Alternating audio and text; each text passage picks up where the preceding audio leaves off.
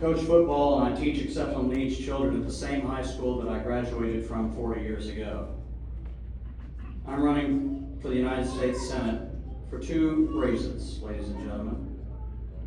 And the first is because I want to be a reliable, dependable, rock-solid, 152.9% conservative vote each time, every time.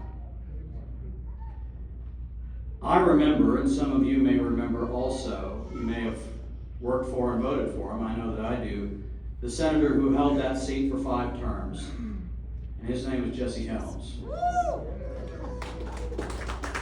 And Jesse Helms, every time he ran, there was an old saying, and I'm going to see how many of you remember it.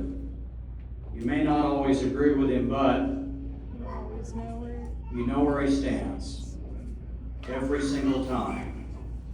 And that was the beauty of Senator Jesse Helms, among other things. And I knew him. And I loved him and I respected him. I did ballot security for him. I had a gun pulled on me once by a Democrat sheriff's deputy when I was doing ballot security for Jesse Helms. Because the thing about Senator Helms was this.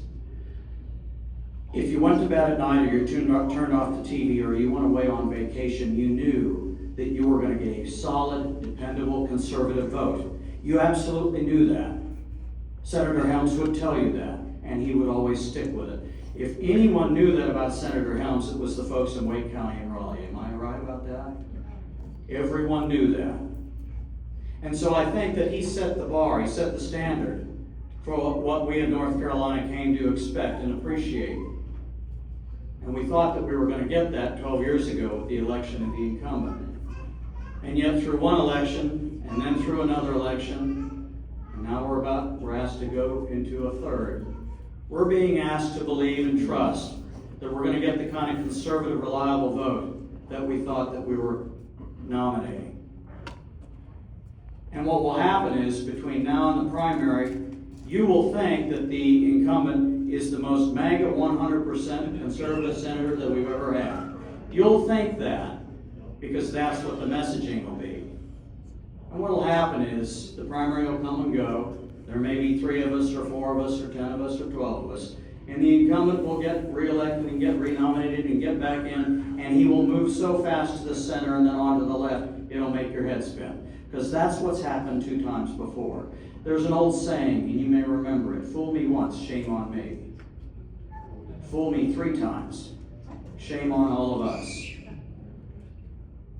And there's another reason I'm running. It's connected with that. Because we're not going to win again that way. I firmly believe we will not win again in 2026 doing the same thing. The incumbents never won with more than 50%. Did you know that? Never. The incumbent goes into this election with less, according to the most recent polling, of 33%, less than 33% of the Republican base supporting him, according to the most recent polling. What that means is that he's going into the election with one arm tied behind his back. If you can't count on the base of the Republican Party, which is conservative, as we all are. I've been pro-life my whole life. I've been pro-Second Amendment, pro-gun my entire life. I am 150% pro-America First conservative Donald Trump, and I am. If you can't claim that, if you can't hold on to that, but instead you're rolling the dice and hoping that they'll come along with you, and they instead decide to stay home, what are you facing? You're facing Roy Cooper and an energetic, fired up, woke left Democrat base. And that's what we should fear, and that's what is coming if we don't change what we've done in the past. Ladies and gentlemen, we have got to nominate the kind of candidate who will be an energetic and focused campaigner against not just Roy Cooper, but the entire Democrat woke left agenda. I was the first one to declare in this race. I have got the biggest campaign going on right now.